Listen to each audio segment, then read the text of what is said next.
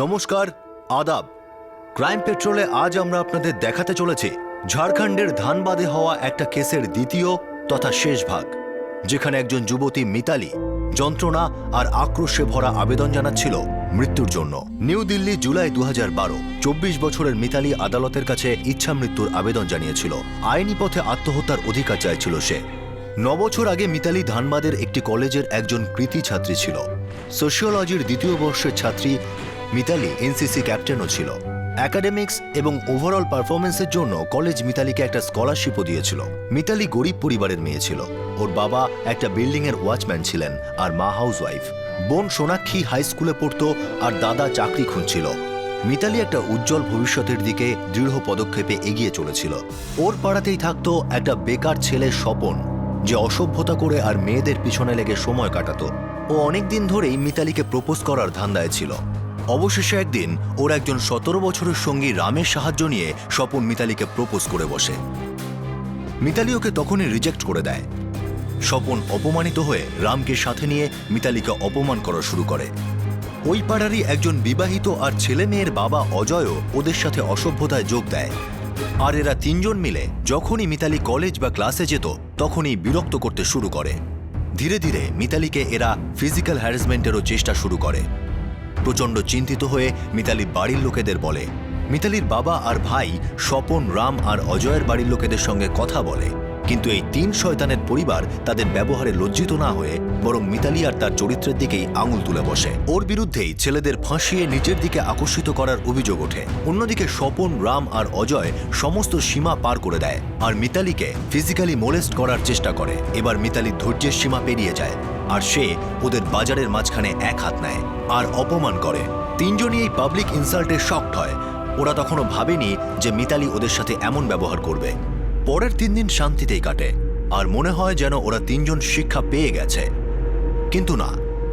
চতুর্থ দিন অর্থাৎ 22 এপ্রিল 2003-এ মিতালি আর তার পরিবার ছাদে ঘুমানোর সময় স্বপন, রাম আর অজয় সেখানে চুপিসারে পৌঁছয় এবং ঘুমন্ত মিতালির মুখে অ্যাসিড ছুঁড়ে পালায়। এই অ্যাসিড মিতালি আর তার পরিবারের উপর অভিশাপ হয়ে নেমে আসে। মিতালির মাথা থেকে বুক পর্যন্ত 72% পুড়ে যায়। মুখটা সম্পূর্ণ বিকৃত হয়ে যায়। ওর বোন সোনাক্ষীর হাতেও অ্যাসিডের ক্ষত হয়, কিন্তু সৌভাগ্যবশত তার মুখ বেঁচে যায়। ধানবাদ হাসপাতালে উন্নত পরিকাঠামো না থাকায় মিতালিকে বোকারো হাসপাতালে শিফট করা হয়। সেখানে মিতালির প্রাণ বাঁচাবার শেষ চেষ্টা করা হয়। সেই সময় স্থানীয় পুলিশ এফআইআর নথিভুক্ত করে, কিন্তু 3 জন অপরাধী পালিয়ে যায়। এরপর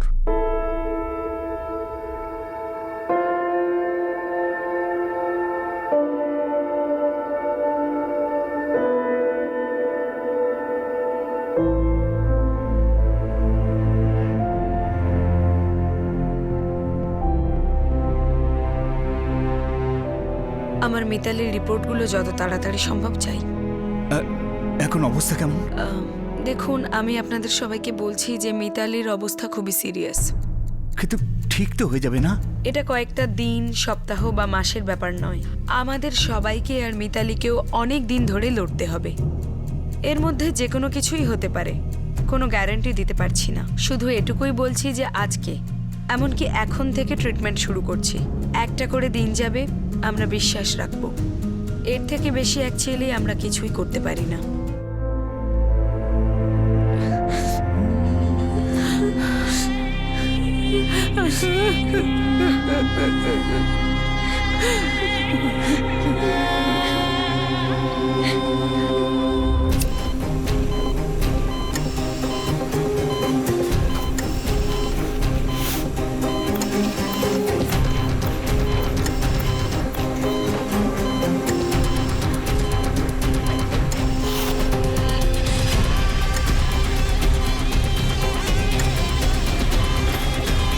আমাদের পক্ষে যেটুকু সম্ভব আমরা তার পুরোটাই করব ডক্টর নিধি।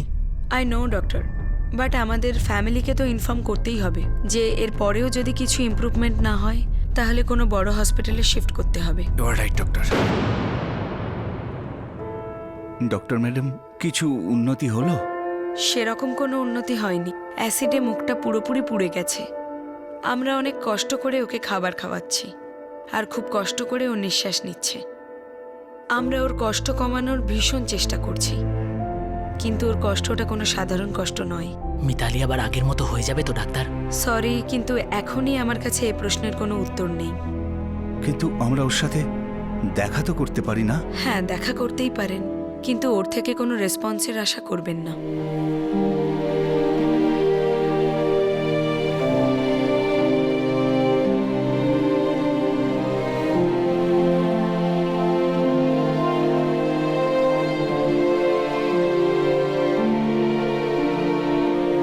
নার্স, হ্যাঁ বলুন। আমরা কি মেয়েকে দেখতে পারি? এক্ষুনি ড্রেসিং করেছি ওনার। ব্যাস, মাত্র একবার দেখবো মিতালি মাকে।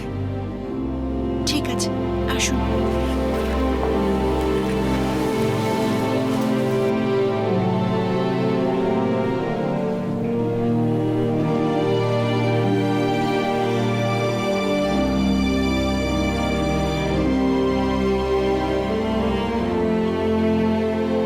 মা মিতালি,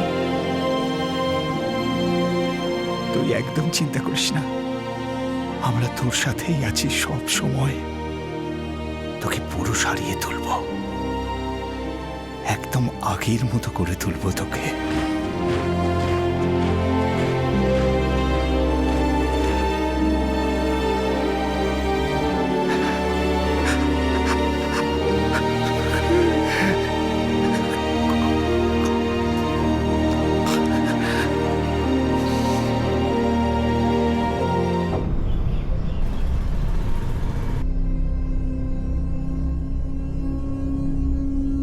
ওদের খুঁজে বার করতে আমরা পুরো চেষ্টা করেছি, তবু 3 জন পালিয়ে গেছে। কি পালিয়ে গেছে?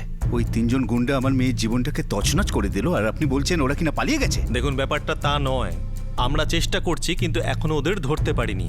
আরে ওরা 3 জন তো পায়ে হেঁটে চলে আসবেন আপনার থানাতে, পুলিশ স্টেশনে। কতদিন আর পালিয়ে বাঁচবে? একদিন না একদিন ঠিক ধরা দেবে। এইখান থেকে নিয়ে এই পর্যন্ত আমার মেয়ে মাংসের পিণ্ড হয়ে গেছে, গলে যাওয়া মাংস। না শুনতে পারে, না দেখতে পারে, না বলতে পারে, না খেতে পর্যন্ত পারে। একটা একটা করে শ্বাস যখন নেয় না, সমস্ত ডাক্তাররা শিউরে ওঠে। আর আপনি বলছেন একদিন না একদিন ধরা পড়বে। দেখুন, আমার কথাটা বোঝার চেষ্টা করুন। এই বিষয়টা কিন্তু মোটেই সহজ নয়।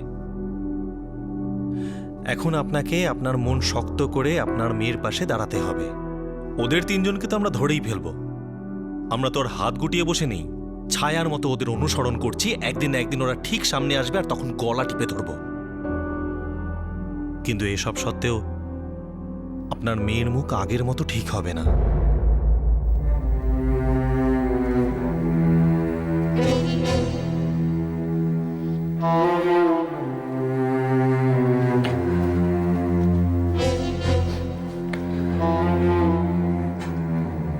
এতে সোনাক্ষীরও আছে।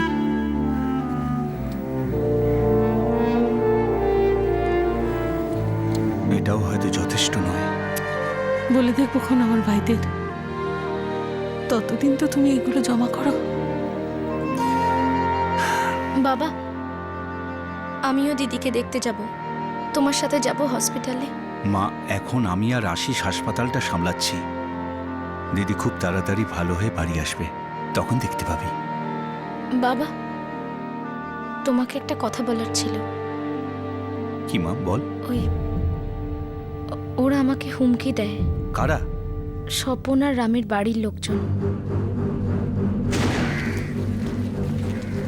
এই মেয়ে শোন, তোর বাপকে গিয়ে বল আমার ছেলের নামে যে কমপ্লেনটা করেছে সেটা তুলে নিতে। আমার ছেলে কিচ্ছু করেনি, শুধু শুধু ওকে ফাঁসিয়ে আমাদের সবাইকে বিপদে ফেলছে তোর বাপ। আপনার রাম ওই সময় ওখানেই ছিল, আমি নিজের চোখে ওকে দেখেছি। আচ্ছা, তুই তো চোখ দুটো সাবধানে রাখিস।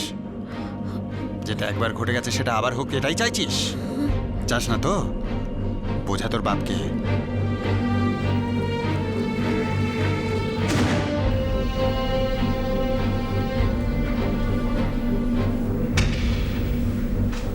আপনি চান কি? হ্যাঁ, কি চান আপনি? যে আমরা পুরো পুলিশ ফোর্স আপনার পাড়ায় পাঠিয়ে দিই আপনার প্রোটেকশনের জন্য? দেখুন, আমার এক মেয়ের মুখ অ্যাসিড দিয়ে পুড়িয়ে দিয়েছে, আর এক মেয়েকে হুমকি দিচ্ছে। বলুন আমি কি করব? কার কাছে যাব সাহায্যের জন্যে? আমরা আমাদের কাজ করছি, ওই তিনজন খুব তাড়াতাড়ি ধরা পড়বে। আর আমি আগেও বলেছি আর এখনো বলছি, আপনার ছোট মেয়ের কিচ্ছু হবে না। ওরা তিনজন রাগের মাথায় যা করেছে তার কারণ এই যে আপনার বড় মেয়েকে নিয়ে ওদের অসুবিধা ছিল। আমার মনে হয় না আপনার ছোট মেয়েকে ওরা কিছু করবে।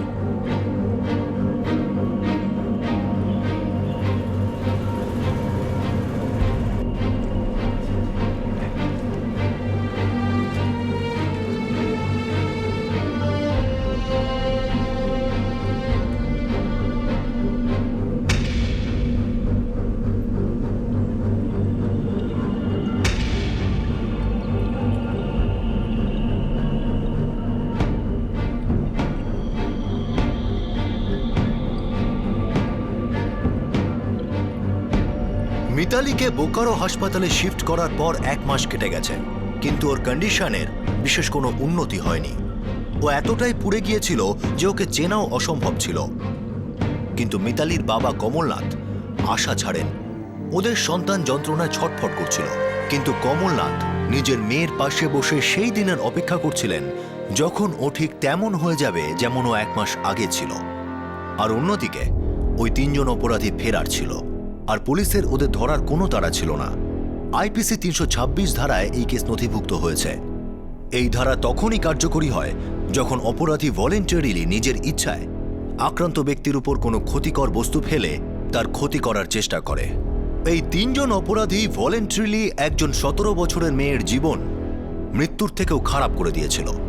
আইনি ব্যবস্থা ভলেন্টারিলি চুপচাপ বসেছিল যেন কিছুই হয়নি। কিন্তু মিতালির বাবা কমলনাথের রাগটা ভলেন্টারি ছিল না, সেটা একটা আগ্নেয়গিরি থেকে বেরিয়ে আসা লাভার মতো ছিল। উনি অপরাধীদের শাস্তি দিতে চাইছিলেন, কিন্তু পুলিশের ঢিলেমির কারণে উনি সরকারের দরজায় কড়া নাড়েন।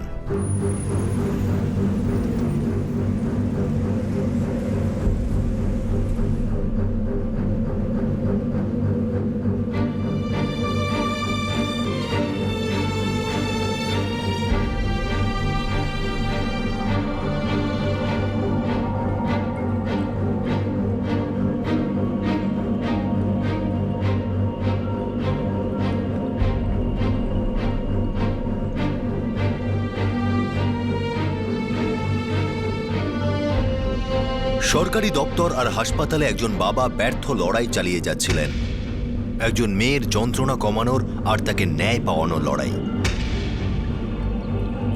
সে না শুনতে পারত, না দেখতে পারত, না বলতে পারত। তার প্রত্যেকটা নিঃশ্বাস যন্ত্রণা ঝড় হয়ে উঠছিল, কিন্তু মিতালির মস্তিষ্ক সজাগ ছিল, 24 ঘন্টা সজাগ।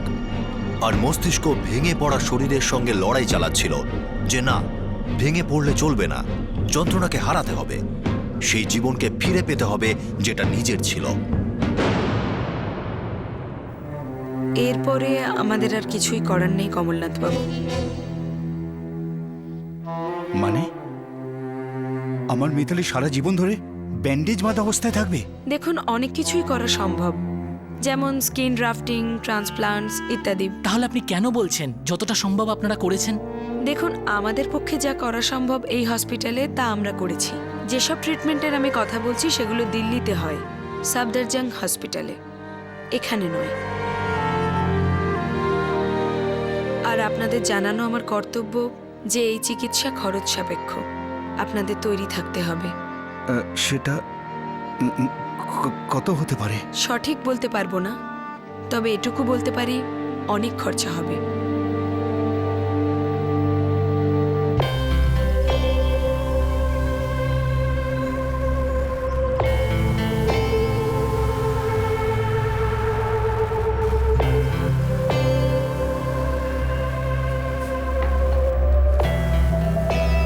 আর কতদিন চোরের মতো লুকিয়ে লুকিয়ে থাকবো? শুনেছি কেসটা ঠান্ডা হয়ে গেছে, পুলিশও নাকি চুপ করে গেছে। তো ছাড়া ছেলে, আমি যতদিন না বলবো তুই ঘরের বাইরে পা রাখবি না, বুঝলি? পুলিশ হয়তো চুপ করে গেছে, কিন্তু এই হতচ্ছাড়ি মেয়েটার বাপ, সে তো আর চুপ করেনি। ও দিল্লি টিল্লি যাওয়ার চেষ্টা করছে, মন্ত্রীদের সঙ্গে দেখা করবে, তখন তুই বুঝবি। এ কেমন কথা? আমি কি কোনো ক্রিমিনাল নাকি? কোনো মার্ডার ফার্ডার করেছি নাকি? মেয়েটার একটু অহংকার হয়েছিল, একটু শায়েস্তা করে দিয়েছি। এতে এমন কি মহাপাপ করে দিয়েছি আমি?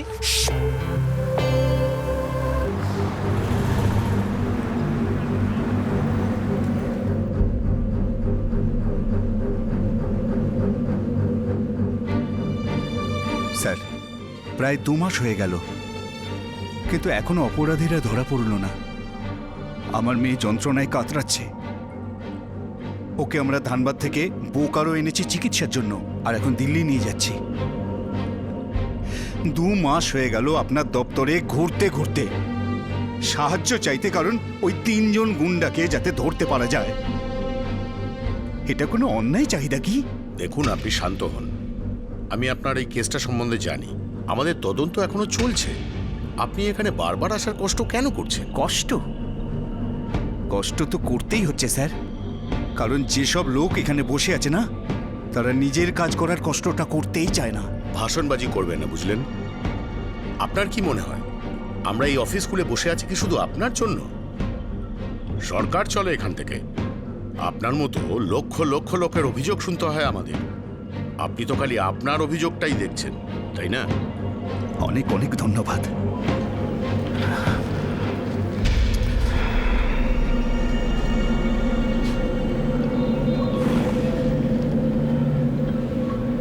একটা কথা বলবো স্যার, আমাদের যে কষ্টটা না, সেটা আপনাদেরই কষ্ট। সেটা একজন মানুষের কষ্ট হোক, 2 জনের কষ্ট হোক, আর অনেক মানুষের কষ্টই হোক। এ কথাটা আমি আমার মেয়ের কাছে শিখেছি, যার মুখটাই আমি দেখতে পাচ্ছি না। ও নিজের আকৃতি হারিয়েছে, কারণ গাঁয়ের 3 জন গুন্ডা সেটা সহ্য করতে পারছিল না যে একটা মেয়ের তার নিজের চিন্তা থাকতে পারে, তার বুদ্ধি থাকতে পারে। ও তার মুখাবয়ব হারিয়েছে নিজের গৌরব আর আত্মসম্মান রক্ষা করার জন্য। খুব কষ্ট হয় স্যার যখন আপনারা বলেন না যে আমরা শুধু আমাদের কষ্টটাই দেখি, আপনাদের আরো অনেক কাজ আছে দেখার জন্যে।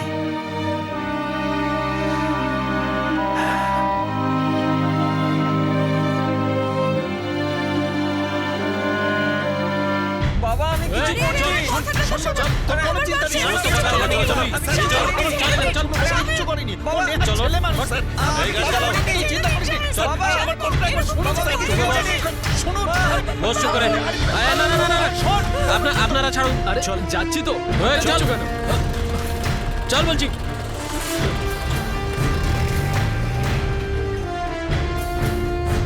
চল কি কোথায় নিয়ে যাচ্ছ ওকে? আরে কিছু বলবেন তো? আমাকে কোথায় নিয়ে যাচ্ছেন? আরে কি হচ্ছে কি? আমি কিছু বলতে পারছি না। এই ভয়ঙ্কর অপরাধের পুরো 2 মাস পর 3 জন অপরাধীকে খুঁজে বার করা হলো, তাও টপ লেভেল থেকে অর্ডার আসার পর। এরপর শুরু হলো চার্জশিটের প্রসেসিং, আর অন্যদিকে মিতালিকে দিল্লি শিফট করা হলো উন্নত চিকিৎসার জন্য।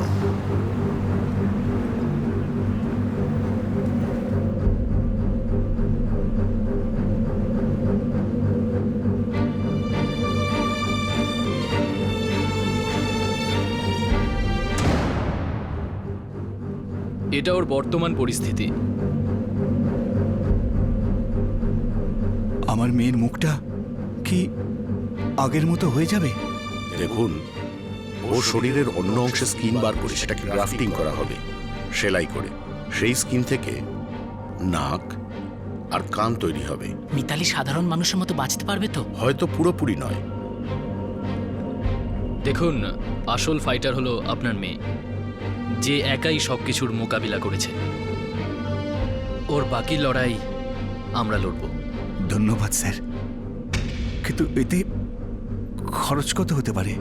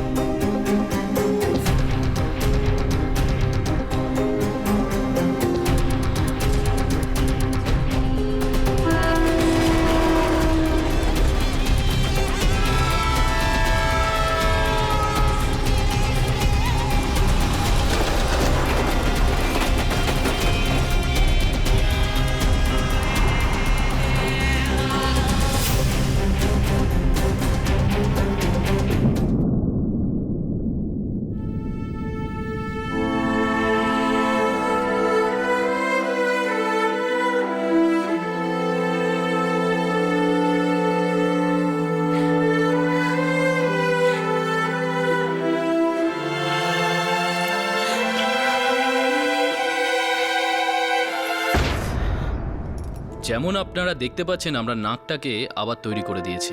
ডাক্তারবাবু, আমার মেয়ে দেখতে কবে পাবে?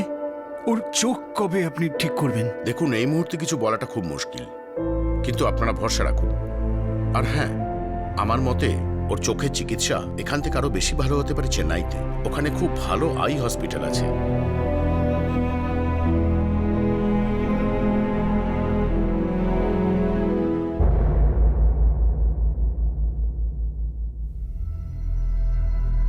এই আদালতে প্রমাণিত হয়েছে যে অভিযুক্ত স্বপন, অজয় আর রাম মিলে আক্রান্ত মিতালির উপর অ্যাসিড নিয়ে হামলা করেছে, যার কারণে মিতালি গুরুতরভাবে আহত।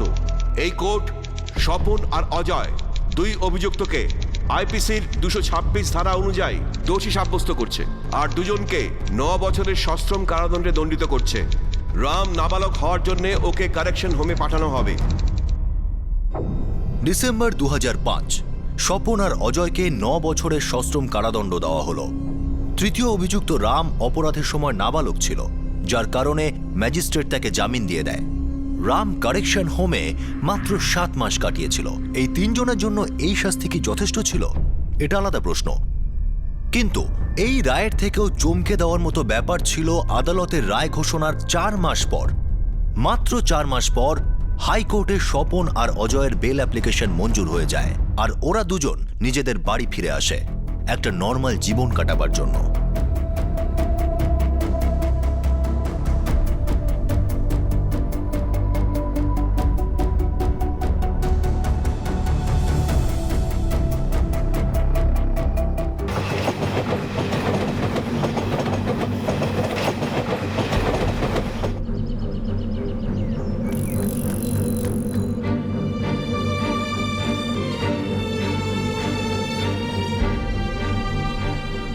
সব মিলিয়ে 4 একর আছে দাদা, আর 1 একর পিছন দিকে আছে।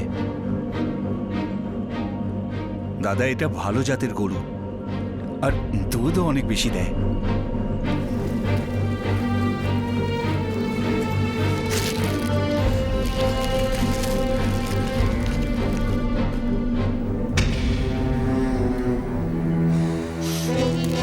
বাবা, আমি সব বাধ্য হয়ে করছি।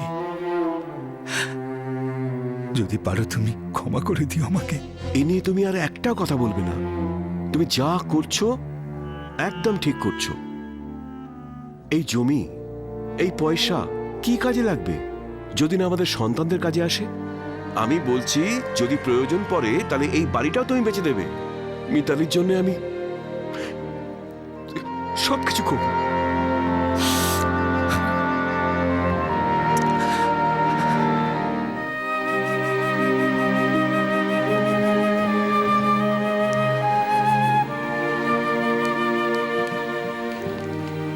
এটা আমার ভাইরা পাঠিয়েছে। বাবা, মিতু দিদি কেমন আছে? ডাক্তাররা বলছেন সব রকম চেষ্টা করবেন। আরে মধু, তুমি কি করছো তুমি? আরে সামলাও তুমি নিজেকে। আরে যদি আমরাই ভেঙে পড়ি তাহলে আমাদের মিতালির কি হবে? যা হবার তা হবেই তো গো।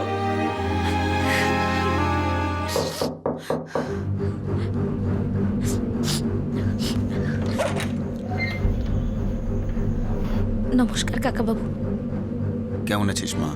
ভালো আছি। নমস্কার। নমস্কার মহেন্দ্রবাবু। কি ব্যাপার বলুন? আপনার মেয়ে কেমন আছে? মেয়ে তো দিল্লিতে আছে। আশিস ওর দেখাশোনা করছে। আজ সন্ধেবেলা আমিও চলে যাব। দেখো, তোমাকে একটা কথা বলি কমলনাথ, আমার কথাটা খারাপভাবে নিও না। গত 9 বছর ধরে তুমি আমার বাড়িতে ভাড়াটিয়া। এমনিতে তোমার উপর আমার কোনো অভিযোগ নেই, কিন্তু যে ঘটনাটা হয়েছে সেটা খুব খারাপ হয়েছে। ব্যাপারটা কি? ব্যাপারটা হলো, তোমরা তো একদিন এই বাড়িটা ছাড়বেই, কিন্তু আমাকে তো এই পাড়াতেই থাকতে হবে। আর ওই 3টে বদমাশ এই পাড়াতেই থাকে। ওরা আর ওদের পরিবার আমার পিছনে পড়ে যাবে। এসব ফালতু ব্যাপারে আমি জড়াতে চাই না। আর ওরা তো বেলও পেয়ে গেছে শুনলাম, রাস্তাতে ঘুরে বেড়াচ্ছে। তোমরা তো জানো, তাই না? আমাকে একটু শান্তিতে থাকতে দাও। তোমার কাছে এটা আমার অনুরোধ। তোমরা অন্য কোনো জায়গায় বাড়ি খুঁজে নাও।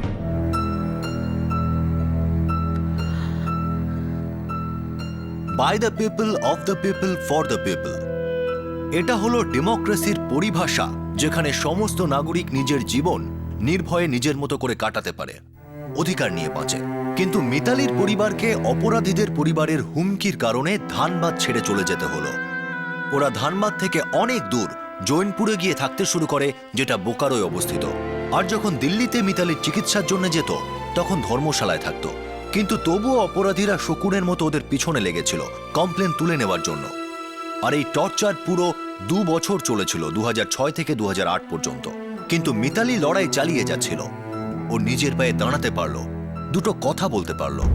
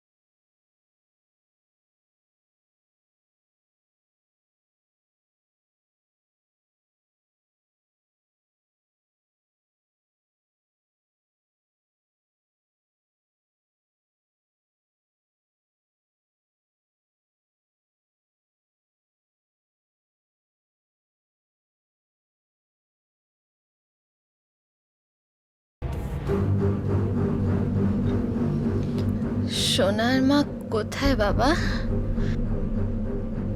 বাবা, কি হয়েছে? ওরা আমার সঙ্গে দেখা করতে কেন আসেনি? ওরা ভয় পায় আমার মুখ দেখে? না মা, সেরকম ব্যাপার নয়। মিতু, ওই হ্যাঁ, সোনার বিয়ে হতে চলেছে। ও আসলে কি, ওই 3 জন তো জামিন পেয়ে গেছে। শহরে খোলামেলা ঘুরে বেড়াচ্ছে, রোজ রোজ হুমকি দিচ্ছে, সোনাকেও আজে বাজে কথা বলছে। এখন আমাকে আর আশিসকে তো এখানেই সময় দিতে হচ্ছে। মা, সাহস হচ্ছে না সোনাকে একা রেখে আসার। এরই মধ্যে কলকাতা থেকে একটা সম্বন্ধ এসেছিল, তো আমি হ্যাঁ বলে দিয়েছি। ভালো করেছো, খুব ভালো করেছো। কিন্তু মা,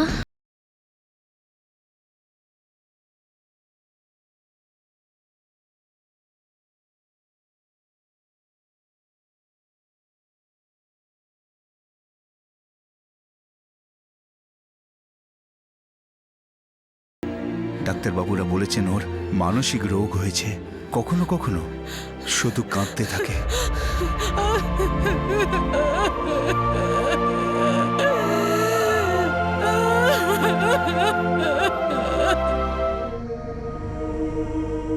মা, ডাক্তারবাবুরা বলেছেন তোমার চোখ একেবারে ঠিক হয়ে যাবে, কিন্তু তার জন্য চেন্নাই যেতে হবে আমাদের। ওর খরচ 3-4 লাখ টাকা বলেছেন। মা, সত্যি বলছি, আমাদের হাতে এখন 300 কি 400 টাকাও নেই। ছেড়ে দাও বাবা, ছেড়ে দাও। তুমি আমার জন্য যা যা করেছো সেটাই যথেষ্ট। এবার এই লড়াই আমি নিজেই লড়ব, নিজের মতো করে।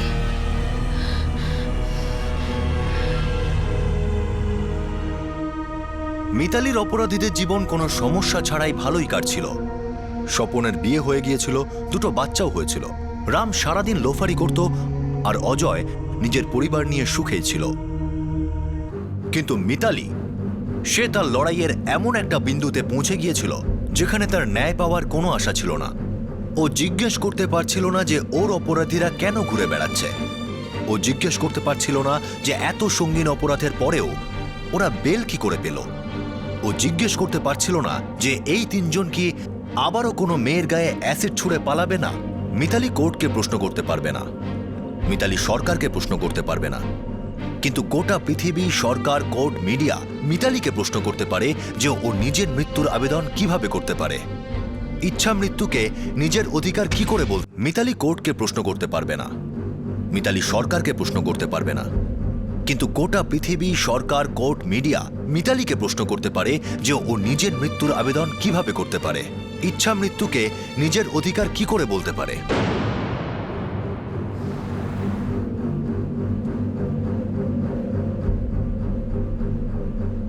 মিতালি, তুমি 9 বছর লড়াই করেছো, এখন কেন তুমি হাল ছেড়ে দিচ্ছ? কার জন্য লড়ব? আমার চেহারার জন্য নাকি ন্যায় পাওয়ার জন্য? চেহারার জন্য লক্ষ লক্ষ টাকা চাই, আর সেটা নেই আমার কাছে।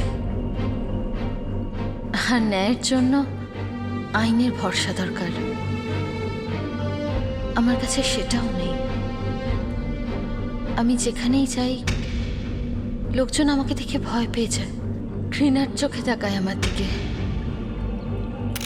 আর কেউ কেউ জিজ্ঞেসও করে কি হয়েছে, কি করে হয়েছে। আমাকে সব সময় সেই ভয়াবহ ঘটনাটা বলতে হয়। আমার কোনো অভিযোগ নেই, ওনারা সবাই নিজের নিজের জীবন নিয়ে ব্যস্ত হয়ে আছেন। আমি ওনাদের মতো সাধারণ মানুষের মতো নিজের জীবনটা নিয়ে বাঁচতে চাই, আমার জীবন নিয়েও ব্যস্ত হতে চাই, কিন্তু আমার আর সেই অধিকার নেই, আর হয়তো কখনো ছিলও না। চারপাশের লোকজন, আমার দেশ, আমি সবসময় আমার দেশকে চাইতাম, বড় হয়ে কিছু একটা হতে চাইতাম আমার দেশের জন্য, কিন্তু হয়তো এই দেশ আমাকে চায়নি। সোশিওলজিতে আমি পড়েছিলাম democracy is of the people, for the people and by the people, কিন্তু হয়তো আমার জীবন, আমার অস্তিত্ব জনসংখ্যার মধ্যে আসেই না।